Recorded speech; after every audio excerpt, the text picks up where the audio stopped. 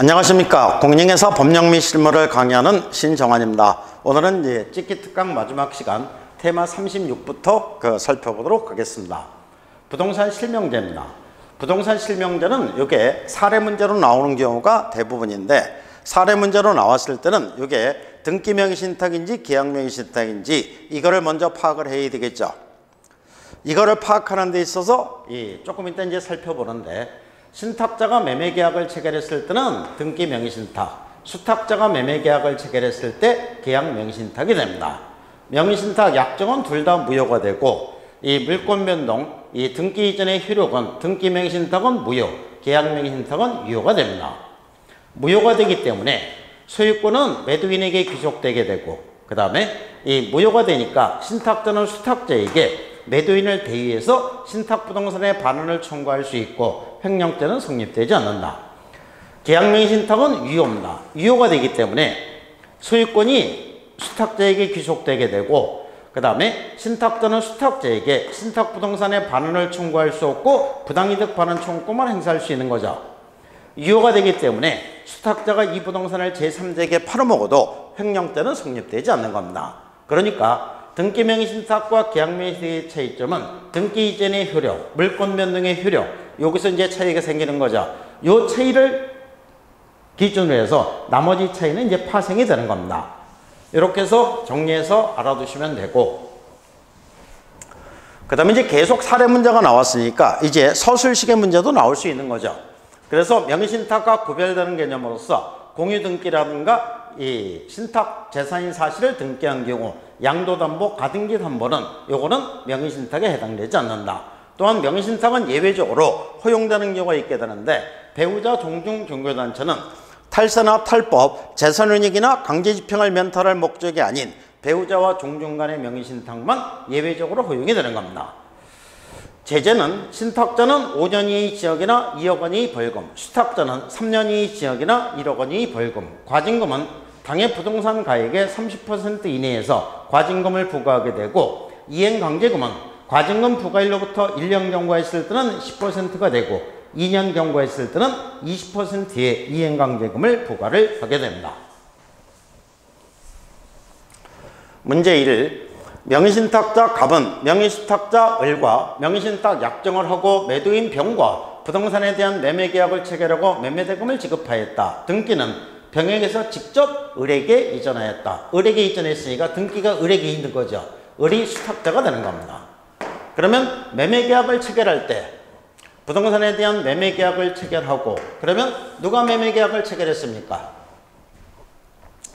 신탁자가 매매계약을 체결했느냐, 수탁자가 매매계약을 체결했느냐. 여기 신탁자 갑이 매매계약을 체결했죠. 신탁자가 매매계약을 체결했으니까 요거는 등기명의신탁이 되는 겁니다. 이렇게 해서 이제 등기명의신탁인지 계약명의신탁인지를 빨리 캐치를 하고, 그 다음에 나머지가 되는 겁니다. 명의신탁 약정은 무효. 동그라미. 병에게서 을로의 소유권 등기 무효. 그러니까 약정도 무효고 소유권 등기도 무효입니다.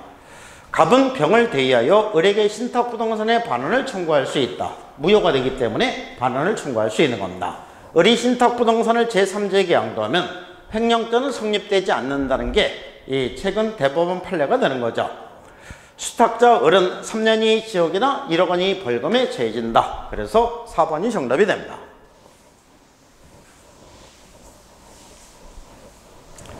문제 2. 부동산 실권리자 명의등기에 관한 법률에 대한 기술 중 틀린 것은? 가등기도 타인 명의로 등기한 경우는 범법에 위반되는 명의신탁에 해당된다. 그러니까 이제 명의신탁을 설명할 때 대개 소유권으로 설명하는데, 이 소유권 그 밖에 물권 이렇게 되어 있습니다. 그러니까 지상권, 지역권, 전세권, 저당권도 남의 명의로 등기를 해놨으면 명의신탁에 해당된다는 얘기입니다. 그 다음에 가등기도 남의 명의로 등기를 해놨을 때는 명의신탁에 해당이 된다. 부동산의 위치와 면적을 특정하여 2 이상의 구분소유권을 약정을 하고 구분소유주의 공유로 등기하는 경우는 명의신탁에 해당되지 않는다. 누구든지 부동산과 물권을 명의신탁 약정이여 명의수탁자 명의로 등기해서는 아니 된다. 동그라미. 채무의 변제를 담보하기 위하여 채권자가 부동산과 물권을 이전받는 경우에는 채무자, 채권 금액, 채무 변제라는 뜻이 기재된 서명, 이게 이 양도담보라는 취지의 서명이 되겠죠. 등기 신청서와 함께 등기관에게 제출해야 한다. 부동산의 물건을 취득하기 위한 계약에서 명의신탁자가 일방 당사자가 되고 타방 당사자는 명의신탁 약정이 있다는 사실을 알지 못한 경우에는 여기까지가 뭡니까? 이 전제가 들어갔을 때 계약 명의신탁이 되는 거죠.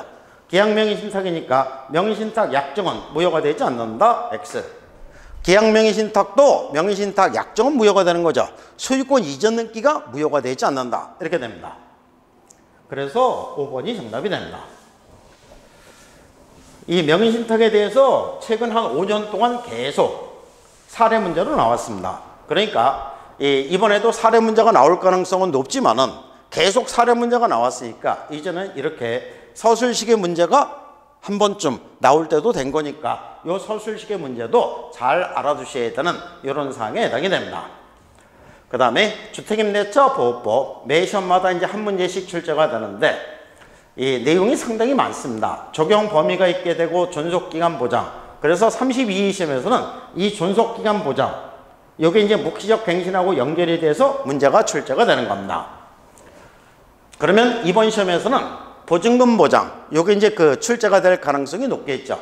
그래서 최우선 변제권과 우선 변제권 요거를 이제 잘 구분해서 접근해야 됩니다. 최우선 변제권은 요건이 대항력권만 구비하면 되니까 주택의 인도와 전입신고를 하면 이 길부터 대항력을 취득하게 되고 효력이 최우선이니까 가장 우선한다는 얘기죠.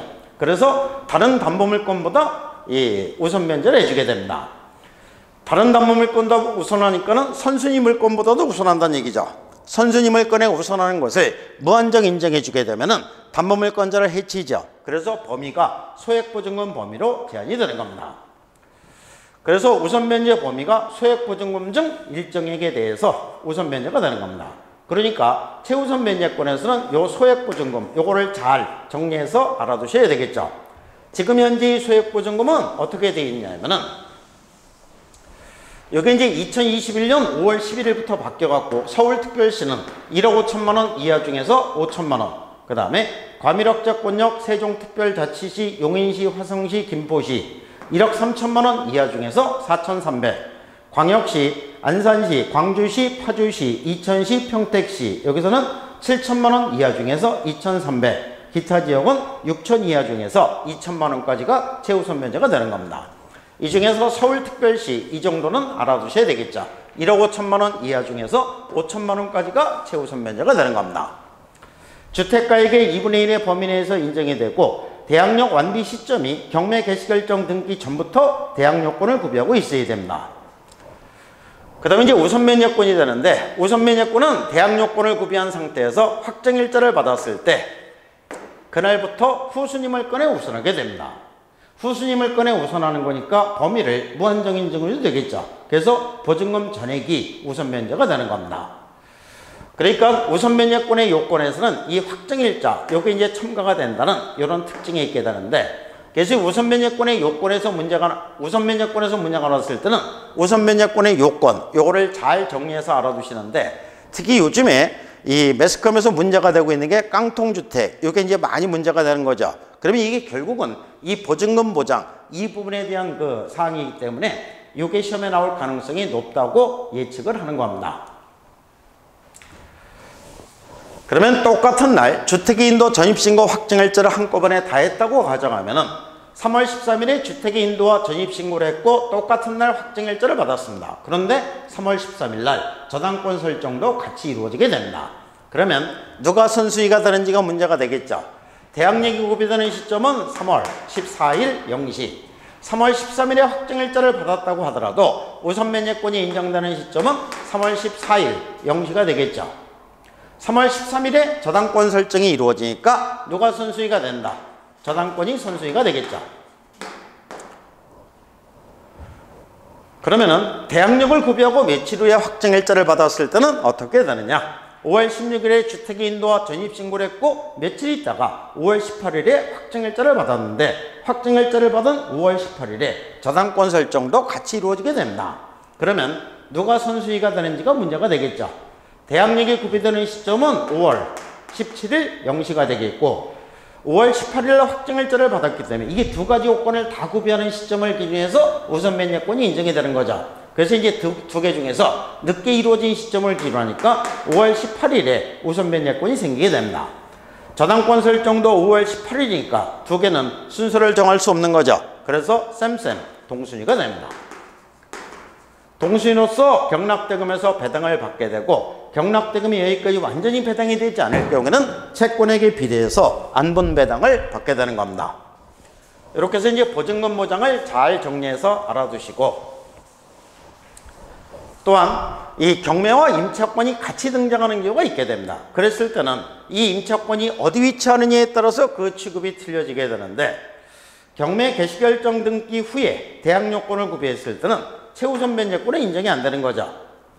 경매 개시결정 등기 전에 이 대항력을 구비했고 말소기준 권리에 대항할 수 없으면은 보증금 보장, 최우선 면제, 우선 면제는 인정이 되는데 인도명령의 대상이 된다. 그렇기 때문에 매수인에게 대항할 수 있다, 없다? 없다. 그러니까 배당요구를 해서 경락대금에서 최우선 면제, 우선 면제를 통해서 이 임차보증금을 배당받되, 만약에 못 받는 게 있으면 인도명령의 대상이 되지 않으니까 요거는 매수인에게 대항할 수 없어서 못 받는 상태로 그대로 쫓겨난다는 얘기입니다. 말소기준 권리보다 선순위 임차권은 최우선 면제, 우선 면제가 인정이 되고 인도명령의 대상이 되지 않는다. 그러니까 이거는 이제 배당 요구를 해야 되는 거죠.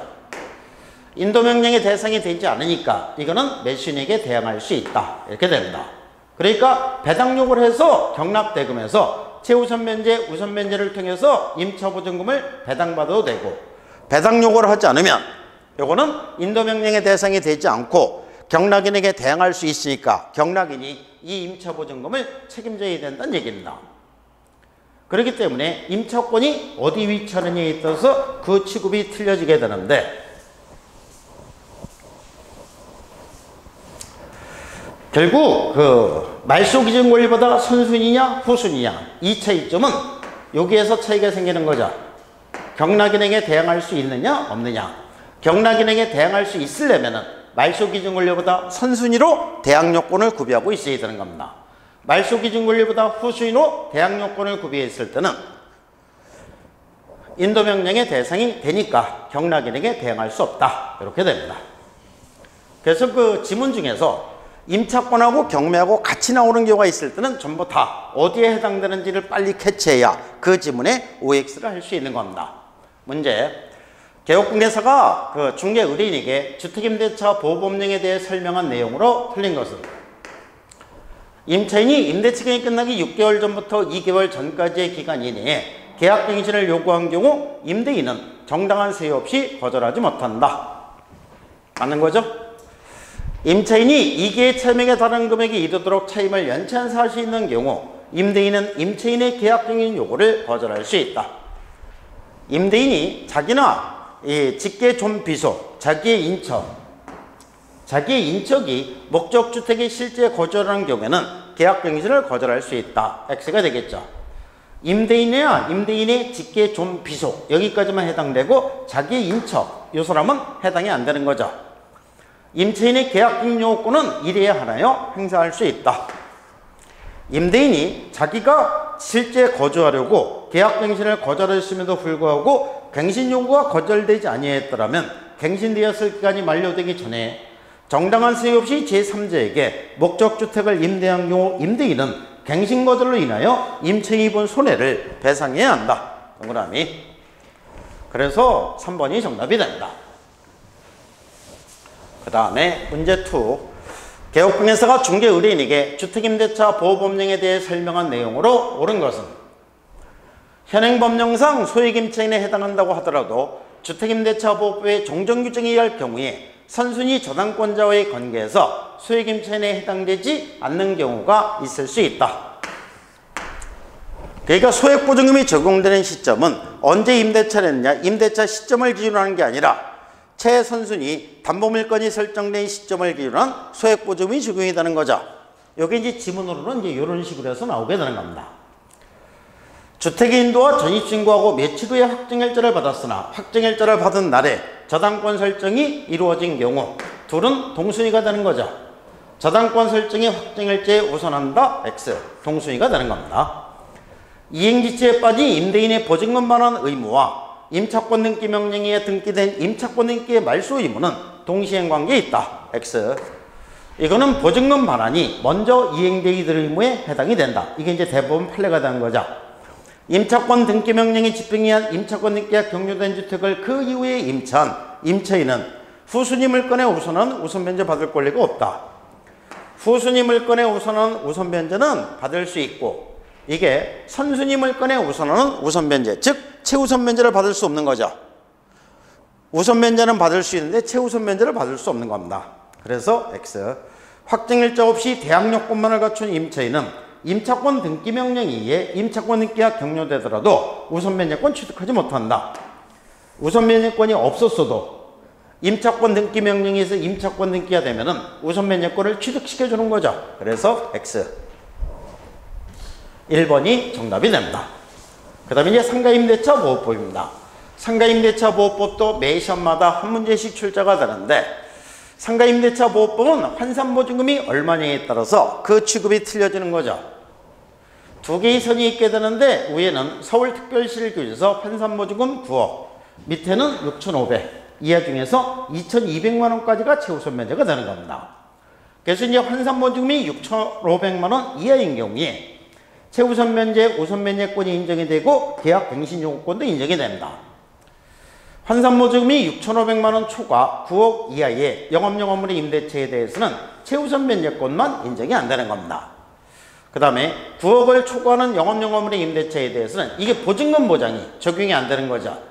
그리고 계약 갱신 요구권 등이 적용이 된다. 그래서 대항력이 인정이 되고 계약 갱신 요구권이 인정이 되는데, 계약이 갱신됐을 때 이 차임과 보증금에 대해서는 증액 청구를 할 수 있는데, 증액을 청구하는 경우는 5% 이내에서만 증액을 청구할 수 있는데, 이 5% 룰은 여기서는 적용이 되지 않습니다.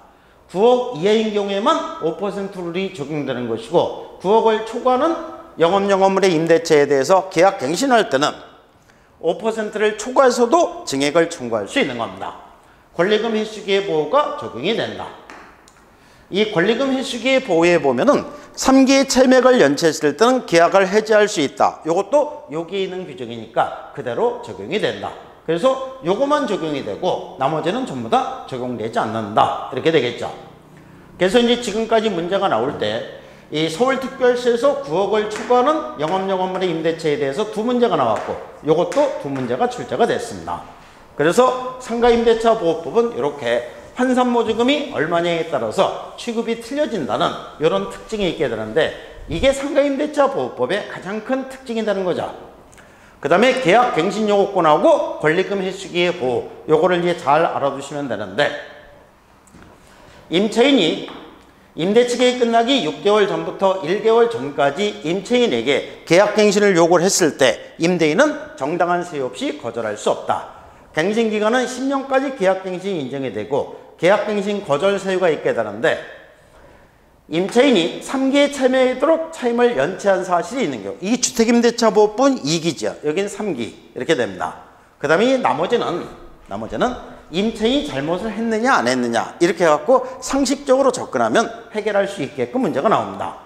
임대차의 조건은 전임대차와 동일한 조건으로 다시 계약된 것으로 보는데, 다만 차임과 보증금에 대해서는 증감액을 청구할 수 있는데, 증액을 청구하는 경우는 청구 당시의 차임 또는 보증금의 100분의 5 금액을 초과하지 못한다. 요거는 환산보증금이 9억 이하인 경우면 적용됐다는 게 있죠. 9억을 초과하는 경우에는 5%를 초과해서도 증액을 청구할 수 있는 겁니다. 이거는 증액 청구 제한 규정이지, 감액 청구를 하는 경우는 100분의 5는 적용되지 않는다는 얘기죠. 그래서 감액을 청구하는 경우는 100분의 5를 초과해서도 감액은 청구할 수 있는 겁니다. 증액 청구 제한 규정이 된다는 것도 주의해서 알아두셔야 됩니다. 그 다음에 권리금 해수기의 보호입니다. 임차인이 나갈 때 권리금을 받아서 나가는 것을 하나의 권리로서 보호를 해주게 되는데, 임차인은 신규 임차인에게 권리금을 받아서 나갑니다. 권리금 계약을 체결해서 권리금을 받아서 나가는 것을 누가 방해해서는 안 된다. 임대인이 방해해서는 안 된다. 이렇게 되겠죠. 그래서 임대인의 금지 행위로서 4가지를 규정하게 됩니다.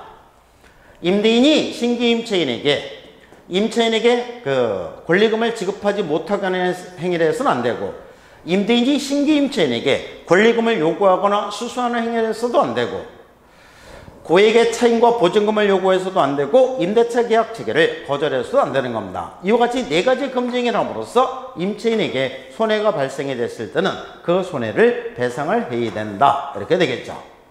손해배상액은 신규 임차인이 임차인에게 지급하기로 했던 권리금과 임대차 종료 당시의 권리금 중 어떤 금액, 낮은 금액을 넘지 못한다. 그 다음에 신규 임차인에 관한 정보를 임대인에게 제공을 해줘야 되고, 차임 연체와 계약 해지, 3개의 차임액을 연체했을 때는 계약을 해지할 수 있고, 소멸시효, 임대차가 종료된 시점부터 이 3년이 경과하면은 시효 완성으로 소멸이 됩니다. 문제 보겠습니다. 개업공예사가 중개 의뢰인에게 상가물 임대차 보호법을 설명한 내용으로 틀린 것은, 이게 상가 임대차 보호법이 시행이 된 지도 이제 꽤 오래됐으니까 대법원 판례가 나왔겠죠. 그래서 이번에는 대법원 판례가 나올 수도 있겠다 해갖고 이제 판례를 쭉 살펴보는 겁니다. 가등기가 격려된 후에 상가물 임대차 보호법상 대항력을 취득한 임차인은 가등기기와 본등기를 격려한 자에 대해서 임대차의 효력으로서 대항할 수 없다죠. 있다니까 X. 사업자 등록 신청서에 첨부한 임대차 계약 사상의 임대차 목적물 소재지가 당해 상가 건물에 대한 등기부상의 표시와 불일치하는 경우는 대항력 인정되지 않는다. 건물의 일부분을 임차한 경우 사업자 등록이 제3자에 대한 관계에서 유효한 임대차의 공시 방법이 되기 위해서는 사업자 등록 신청 시 임차 부분을 표시한 도면을 첨부해야 한다. 임대인의 갱신거절 통지에 상가 임대차 보호법상 정당한 사유가 없는 경우 임대인의 갱신거절 통지의 선호와 관계없이 임차인의 계약갱신 요구권 행사로 종전 임대차가 갱신된다. 동그라미. 임차인이 계약갱신 요구권을 행사한 이후 임차인과 임대인이 종전 임대차 기간이 만료할 무렵 신규 임대차 계획의 형식을 취한 경우에도 그것이 임차인의 계약갱신 요구권 행사에 따른 갱신의 성질을 갖는다고 평가되는 한 이를 두고 종전 임대차에 대한 재계약으로 볼 것은 아니다. 동그라미. 그래서 이거는 계약 갱신이지 재계약이 아니라는 얘기죠. 그래서 1번이 정답이 됩니다. 문제 2. 상가 임대차 보호법을 설명한 내용으로 틀린 것은, 임대인은 임차인이 추천한 신규 임차인에 따른 자로 하여금 임차인에게 권리금을 지급하지 못하게 하는 행위를 하여서는 아니 된다. 임차인의 차임연체액이 3개의 차임액에 달하는 때 임대인은 계약을 해지할 수 있다. 임대인은 임차인이 추천한 신규 임차인에 따른 자가 보증금 또는 차임을 지급할 자격이 없는 경우는 신규 임차인과의 임대차 계약 체결을 거부할 수 있다. 임대인이 임차인의 권리금 회수기의 보호에 위반한 경우에 손해배상액은 신규 임차인이 임차인에게 지급하기로 한 권리금과 임대차 종료 당시의 권리금 중 높은 금액 X가 되겠죠. 낮은 금액을 넘지 못한다. 이렇게 됩니다. 그래서 이 주택임대차 보호법에서는 높은 금액이지만 상가임대차 보호법에서는 낮은 금액을 넘지 못한다. 그러니까 작은 금액을 넘지 못한다. 이렇게 됩니다. 임대인에게 손해배상을 청구할 권리는 임대차가 종료한 날로부터 3년 이내에 행사하지 않으면 시효완성으로 소멸한다. 그래서 4번이 정답이 됩니다. 그 다음에 매수신청 대리인 능력 규칙입니다. 이것도 이제 매 시험마다 한 문제씩 출제가 되는데 대리권의 범위 7가지 대리행위를 할 수 있습니다. 그러니까 이 매수신청 대리인이 위임으로부터 위임을 받아서 입찰법정 안에 가서 이 안에서 이루어지는 모든 일들을 대리할 수 있다. 입찰표를 작성해서 제출하고 보증을 제공하고 보증을 돌려달라는 행위를 할 수 있고 차순위 매수신고, 공인자 우선 매수신고, 임대인의 임대주택 우선 매수신고를 할 수 있습니다. 그리고 차순위 매수신고인의 지위를 포기하는 행위를 할 수 있는데 이게 전부 다 이 입찰법정 안에서 이루어지는 일들입니다. 그러면 입찰법정 밖에서 이루어지는 일은 대리행위를 할 수 없다. 가장 대표적인 게 항고신청의 대리, 인도명령 신청의 대리, 매각기일 변경 신청. 이거는 입찰법정 안에서 이루어지는 게 아니니까 대리행위를 할 수 없다. 매수신청 대리의 대상물은 중개대상물하고 똑같고 매수신청 대리 능력을 하게 되는데 열심히 공부해서 공인중개사 자격을 취득하시면은 곧바로 중개사무소 개설 등록하는 게 아니라 실무교육을 수료하고 중개사무소 개설 등록하게 된다. 그러면 이때부터가 개업공개사가 되는 거죠.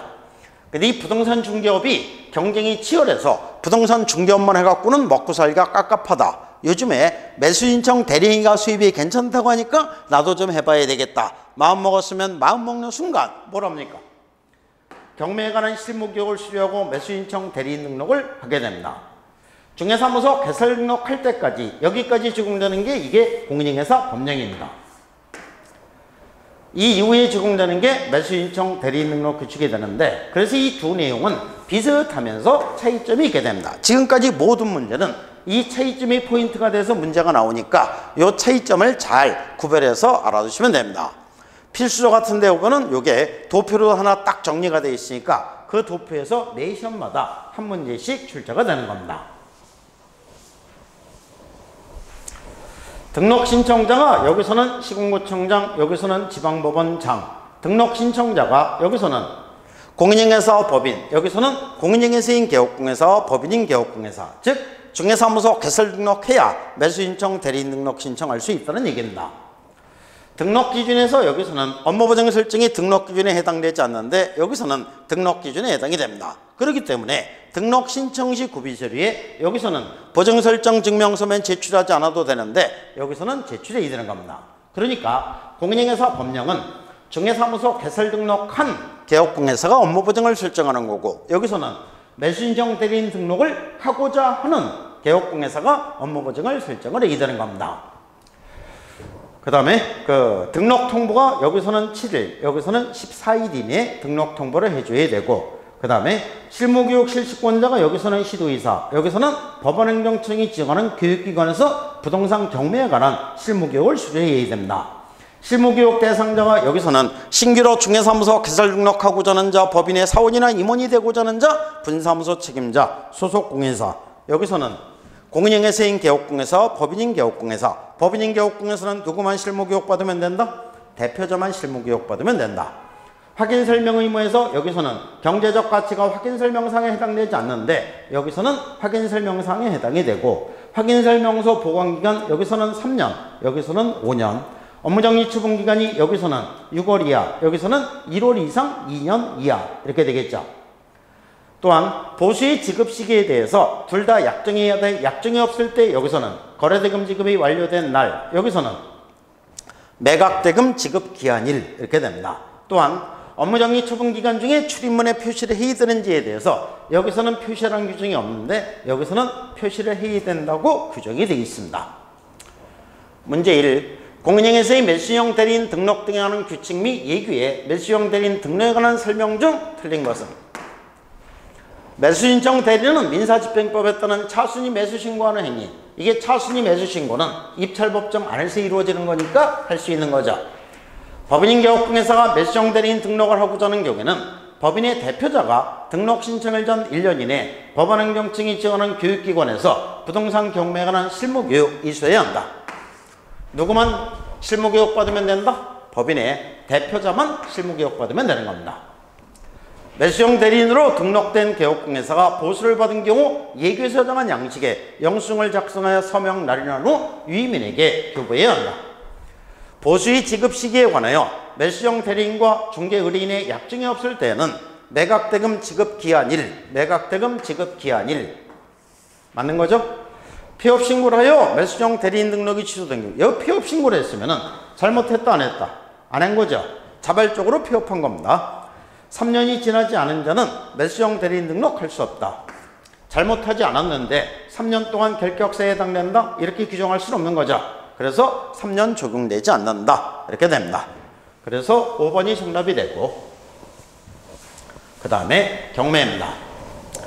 경매도 매 시험마다 한 문제씩 출제가 되는데 경매에서는 경매 절차 10가지 하고 그 다음에 권리 분석 3가지 이렇게만 알아두시면 됩니다. 이 틀 안에서 문제가 나오게 됩니다. 제일 먼저 배당 요구의 종기를 결정해서 공고를 하게 되는데 그러면 배당 요구를 꼭 해야지만 배당을 해주는 채권자와 배당 요구를 하지 않더라도 배당에서 제외시키면 안 되는 채권자가 있게 되는데 간단하게 어떻게 구별한다? 등기부에 나오느냐 안 나오느냐 이렇게 구별하게 됩니다. 등기부에 나오는 권리자들은 집행법원에서 채권자가 누군지 뻔히 알죠. 그러니까 배당 요구를 하지 않았다고 해서 배당에서 제외시키면 안 된다는 얘기입니다.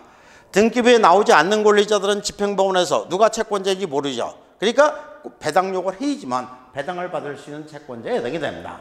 매각 방법 3가지, 호가 경매, 기일 입찰, 기간 입찰이 있게 되고, 입찰 보증금 최저 매각 가격이 10%, 항고 보증금은 매각 대금의 10%, 두 개를 혼동하지 않게끔 잘 구별해서 알아두셔야 됩니다. 그러면 이 공탁된 항고 보증금이 어떻게 처리가 되느냐? 채무자나 이 소유자의 항고가 기각됐을 때 이 보증금은 돌려주지 않고 배당 계산에 포함시켜서 배당을 합니다. 그러나 채무자나 소유자 외의 사람, 즉 낙찰자 등의 항고가 기각됐을 때는 돌려주되 이자를 빼고 돌려주게 됩니다. 그러면 왜 이렇게 차이가 있게 규정이 되어 있냐? 지연전술 방지 이렇게 된다고 했죠. 매각 대금을 완납하면 완납 즉시 소유권을 취득하게 되고, 인도명령 신청은 매각 대금 완납 후 6월 이내에 신청을 해야 되고, 신매각과 재매각이 있게 되는데, 유찰이 돼서 다시 경매 절차를 밟는 것을 신매각, 불허가가 돼서 다시 경매 절차를 밟는 것도 신매각이라고 얘기합니다. 그러면 불허가가 돼서 다시 경매 절차를 밟을 때 보증금은 돌려준다? 안 돌려준다? 돌려준다. 돌려주는데 농지취득 자격증명을 제출하지 않아서 불허가 처분을 받았을 때는 입찰보증금 돌려주지 않습니다. 이거는 특별매각 조건으로 명시가 돼 있기 때문에 안 돌려주는 겁니다. 원칙은 돌려주는 게 원칙입니다. 적합률 적용이 안 된다. 이렇게 되겠죠. 재매각은 매각 대금을 납부하지 않아서 다시 경매 절차를 밟는 것을 재매각이라고 얘기합니다. 그러면 매각 대금을 납부하지 않는 것은 이행을 하지 않는 거죠. 그러면은 보증금 돌려준다? 안 돌려준다? 안 돌려준다. 그러면 이 보증금만큼을 벌었으니까 무슨 제도가 생겼다? 차순위 매수신고 제도가 생긴 거죠. 그렇기 때문에 차순위 매수신고는 최고 매수신고 가격에서 입찰 보증금을 뺀 금액보다 높은 가격이 입찰한 사람에 대해서만 차순위 매수신고를 할 수 있는 겁니다. 차순위 매수신고라면은 차순위 매수신고인의 입찰 보증금도 법원에서 복원하고 돌려주지 않습니다. 그리고 최고가 매수신고인이 매각 대금을 납부하면 차순위 매수신고인은 매수의 책임이 없죠. 그때 입찰 보증금을 돌려주게 됩니다. 최고가 매수신고인이 매각대금 지급 기한일까지 매각대금을 납부하지 않으면 차순위 매수신고인에게 매각을 허가해서 차순위 매수신고인이 매각대금을 납부하면 소유권을 취득하게 되는 겁니다. 공유자 우선 매수신고제도는 공유 지분이 경매 처분되는 데 있어서 다른 공유자는 최고 매수신고 가격과 똑같은 가격으로 자기가 우선 매수했다는 신고를 할 수 있는데, 이거를 공유자 우선 매수신고라고 얘기합니다. 공유자 우선 매수신고를 하면은 공유자가 최고가 매수신고인이 되고, 최고가 매수신고인이 됐던 사람은 차순위 매수신고인의 지위로 바뀌게 되는 겁니다. 그래서 이제 경매 절차에서는 이 내용만 알아두시면 되고, 권리분석은 이 부동산에 설정된 모든 권리를 순서대로 쭉 나열하는 거죠. 쭉 나열하고서 제일 먼저 찾는 게 뭡니까? 바로 말소 기준권리가 되는 거죠. 최선순위를 기준합니다. 최선순위 저당권, 근저당권, 압류, 가압류, 그 다음에 배당 요구를 한 건물 전체에 대한 전세권, 경매 개시결정 등기. 그러니까 이 권리들 중에서 최선순위가 말소 기준권리가 됩니다. 그리고 후에 설정된 모든 권리는 소멸, 이거보다 먼저 설정된 영익물권 등은 경락은이 인수. 그러면 권리 분석은 간단하게 끝나는 겁니다. 그래서 항상 소멸되는 권리, 저당권, 근저당권, 압류, 가압류, 담보가 등기, 경매 개시결정 등기. 그러니까 말소 기준 권리가 되겠죠. 이 말소 기준 권리는 최선순위라고 하더라도 소멸되는 겁니다. 그래서 항상 소멸되는 권리에 해당이 되고, 항상 인수해야 되는 권리는 유치권 하나 정도만 알아두시면 됩니다. 성립 시점에 따라서 소멸되기도 하고 인수되기도 하는 권리, 이게 영익물권 등이 되겠죠. 그래서 이제 영익물권 등이 말소 기준 권리에 대항할 수 있을 때 선순위인 경우는 인수를 해야 됩니다. 인수해야 되는데 그 중에서 전세권이 배당 요구를 했을 때는 소멸된다. 그러니까 이 전세권은 경매에서는 카멜레온이라고 얘기하죠. 그냥 전세권 하면 영익물권 취급을 해서 말소 기준 권리보다 선순위면 인수, 후순위면 소멸. 배당 요구한 전세권 이렇게 하면은 담보물권 취급을 해서 항상 소멸되는 권리에 해당이 됩니다. 기준 권리에 대항할 수 없을 때 후순위인 경우에는 당연히 소멸이 되는 겁니다. 그래서 경매에서는 이 내용을 알아두시면 되고, 문제 개혁공예사가 법원에 부동산 경매에 관하여 의뢰인에게 설명한 내용으로 옳은 것은 채무자 및 소유자 외의 사람이면 항고가 기각된 때에는 채무자, 소유자 외의 사람, 그러니까 낙찰자 등이 되겠죠. 지연서 전수를 쓸 필요성이 없는 사람들입니다. 항고가 기각된 때는 항고 보증금을 돌려줄 것을 요구하지 못한다. X. 돌려주는데 이자 빼고 돌려주게 됩니다. 매각 결정기일은 매각 기일부터 일주일의 날로 정한다. 동그라미. 그래서 이제 이 경매에서 이 숫자가 나오면 전부 다 7을 찍으라고 했죠. 7하고 일주일하고 같은 말입니다. 매수신청 대리능력 규칙에서 숫자가 나오면 전부 다 뭐만 찍는다? 10, 10. 야, 이 등록 통보는 14일이잖아. 그러면 그거만 빼고 나머지는 10을 찍으시면 됩니다. 경매에서는 7. 최고가 매수신고인에 대한 매각이 불허가가 된 경우에 최고가 매수신고인은 입찰보증금을 돌려줄 것을 요구할 수 없다. 이게 불허가가 됐을 때는 돌려줘야 되는 거죠. 최고가 매수신고라는 사람이 2명인 때에는 법원은 2명뿐만 아니라 모든 사람에게 다시 입찰하게 해야 한다. X. 이 2명만 입찰합니다. 매수인은 매각대금을 다 낸 후 소유권이 등기를 축탁한 때 매각의 목적인 권리를 취득한다. X. 이 매각의 목적인 권리를 취득하는 때는 매각대금 완납 이렇게 되겠죠. 그래서 2번이 정답이 됩니다. 문제 2. 개혁공예사가 법원의 부동산 경매에 관하여 의뢰인에게 설명한 내용으로 틀린 것은 차순위 매수신고는 신고액이 최고가 매수신고액에서 보증액을 뺀 금액을 넘는 때만 할 수 있다. 동그라미. 그래서 지금까지 이 경매에서 시험에 나올 때 가장 처음에 많이 나온 게 이 차순위 매수신고 제도가 됩니다. 공유자는 최고 매수신고 가격과 동일한 가격으로 공유지분을 우선 매수했다는 신고를 할 수 있다. 동그라미. 이게 이제 공유자 우선 매수신고 제도가 되는 거죠. 매수신고가 있은 뒤 경매 신청을 취하는 경우에는 최고가 매수신고인 또는 매수인과 차순위 매수신고인의 동의를 받아야 효력이 생긴다. 동그라미. 압류 채권자에 우선하는 권리는 저당권 등 매각으로 소멸하는 권리. 여기서 저당권 등 매각으로 소멸하는 권리에 이게 이제 말소 기준 권리가 되는 거죠. 대항하지 못하더라도 대항하지 못한다면 후순위가 되는 겁니다. 그러면 매각으로 전부 다 소멸되는 거죠. 소멸되지 않는다. X. 담보가 등기가 최고 선순위 담보물건보다 앞서 설정되었다고 하더라도 낙찰이 되면 소멸한다. 이 담보가 등기는 이거 항상 소멸되는 권리에 해당되는 거죠. 그래서 이 4번이 정답이 되는 겁니다. 이렇게 해서 이제 그 테마 40까지 그 마무리 정리를 쭉 한번 이렇게 했는데 너무 이렇게 부담 느끼면서 보시지 말고 그냥 편하게 이렇게 쭉 공부하셨으니까는 쉽게 알아들으실 수 있을 거라고 믿습니다. 이번 시험에 시험 잘 보시고 합격해갖고 경매 받으러 오시면은 이 돈 버는 이 기법에 대해서 잘 알려드리도록 하겠습니다. 감사합니다.